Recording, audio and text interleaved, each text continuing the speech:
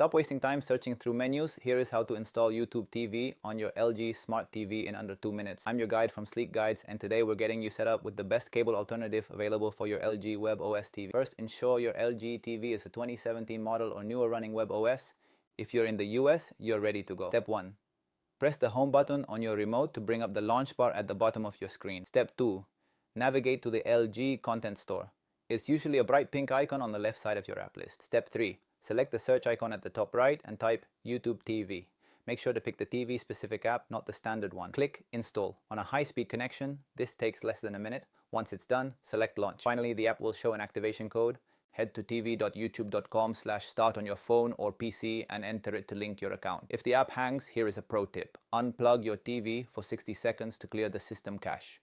It works every time. For a smoother stream, try changing your TV's DNS settings to Google's public DNS at 8.8.8.8. That is it. You now have access to live sports, news, and your favorite shows right on your LG TV. To recap, open the home menu, hit the content store, search for YouTube TV, install it, and activate your account. If this guide helped you, hit the like button and subscribe to Sleek Guides for more high-value tech tutorials. I'm your host, and we'll see you in the next guide.